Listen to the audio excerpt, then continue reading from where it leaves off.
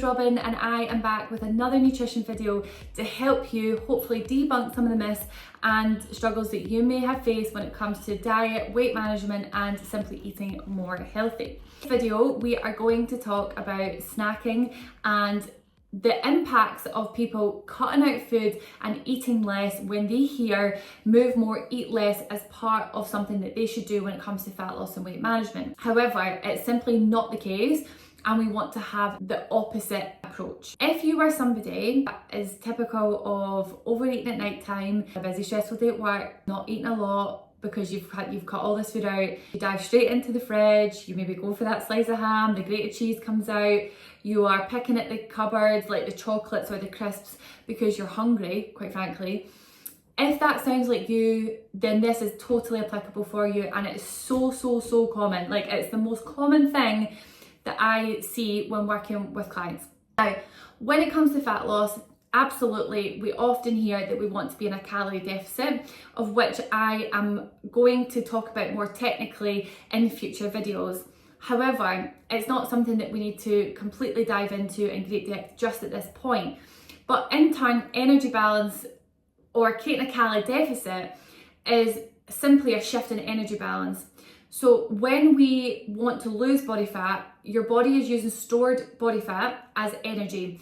So we want to create a deficit of calories, a deficit of energy, meaning that we burn, I don't love burn, but we burn more calories than we consume on a daily basis. That in a nutshell is a calorie deficit. Now, that's why automatically people eat less, but what tends to happen is you are eating less of the foods that you want to eat more of, and this is why you become hungrier and you're overeating on things that are catching you out a little bit. So what tends to happen, this is a typical day in the life of many people. People get up, rush into work, quick coffee, maybe grab a breakfast cereal bar at best, which carbohydrate based cereal bar, there's nothing wrong with carbohydrates, but what tends to happen is our blood sugar levels increase and then they drop again very quickly, whereas if we consume breakfast with protein in it, it slows the digestion down of carbohydrates into the bloodstream, meaning we're also fuller for longer. So either people suppress their appetite by just having a coffee and say I'm not hungry in the morning, or we're having a breakfast cereal bar that's basically making you hungrier quicker. Then when it comes to lunchtime, it tends to be that you're not really having very much. So it might be salads, it might be things that are very light. Now, don't get me wrong, there's going to be times of the year where the weather is warmer and you might not want to eat meals that are a little bit more dense, a little bit more fuller. However, when people are trying to focus on fat loss, people are cutting their carbohydrates out their lunches and having very light lunches. The person will eat between 12 and 1 and then not eat again until their dinner time. And this is the crucial point. People aren't eating until roughly about 5 to 7 p.m. So you've got a very large window between 1 and say 6, 5 hours that you've not consumed anything for throughout that time, and you've just picked at biscuits, or there's maybe sweets in the office, or you're picking and grazing on it and you're not very mindful of what's happening.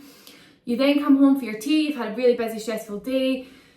As I say, the slice of ham comes out, the grated cheese, the snack cupboard, and then you have your dinner as normal. You sit in front of the TV, you're like, wowee, what a day, and then that's when the snacks come out for comfort.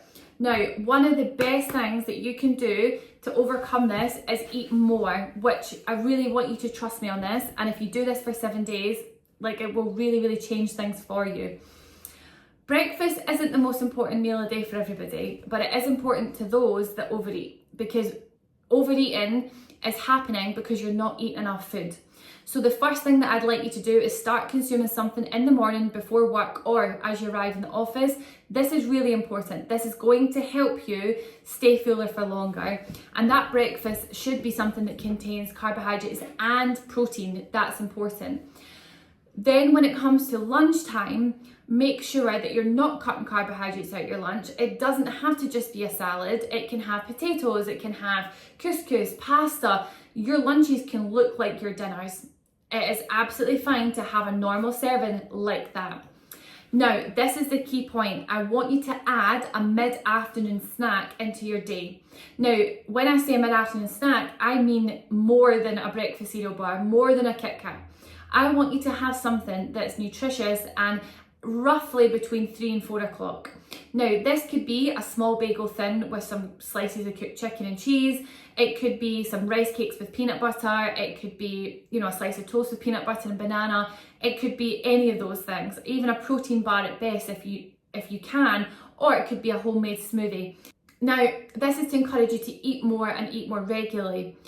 Then you'll have your dinner. Now, I want you to give yourself the permission to eat at night time before bed, but I want you to have, again, something small. It's like a small snack. So essentially what you're doing is you're having 4 meals a day, but one of those meals you're splitting up and you're having it in 2 separate occasions. One is mid-afternoon and one is before bed. Now, you don't have to have this. It is purely if you want it because you're hungry. So for me, it's about increasing the frequency of how often you eat, which is regulating the blood sugar levels, which makes you feel fuller for longer, less crabbit, less stress. And this is going to really help you reduce the amount you're overeating. Now, it sounds wild because I'm telling you and encouraging you to try and eat more food, and you're like, well, if I'm trying to focus on a fat loss and weight management goal, then how does this work? But the foods that you're overeating on are foods I'm not telling you should get rid of, because we shouldn't cut anything out. But the foods that you're overeating on are foods that are really yummy and tasty. For example, let's take a mince pie, because I've had one today. A mince pie has 250 calories in it. Imagine if you had 2, that's 500 calories. Imagine you've had a couple biscuits with your cup of tea at 10 o'clock this morning. For example, that could be, 2 biscuits, 200 calories. There's 700 unaccounted for calories in an entire day that you don't really actually pay attention to. Now, take if you go to Starbucks and you've now had the fanciest Frappuccino, now there's another 300 calories. Now you're 1,000 calories unaccounted for that you don't really pay attention to because it feels so easy to have. This isn't about not having them, and it is absolutely okay to have these things in your life, but we have to be aware of them and work it in. Now, when we start to increase our food intake, you're going to be less hungry and you're less likely to snack on things that are perhaps catching you out. So what I'd like you to do is start looking at increasing your food intake in your day. Have a mid-afternoon snack and have something at night time. That could even be like a protein yogurt with some granola. It could be topped off with a little bit of chocolate just for a little bit something, and make it work that way for you. And that way you're going to feel a lot better, a lot fuller. You're going to reduce the snacking, or likely to start achieving your goals because those snacks will start to reduce. I really hope that you've enjoyed this video, and I look forward to being back sharing more hints and tips around nutrition with you soon. See you soon.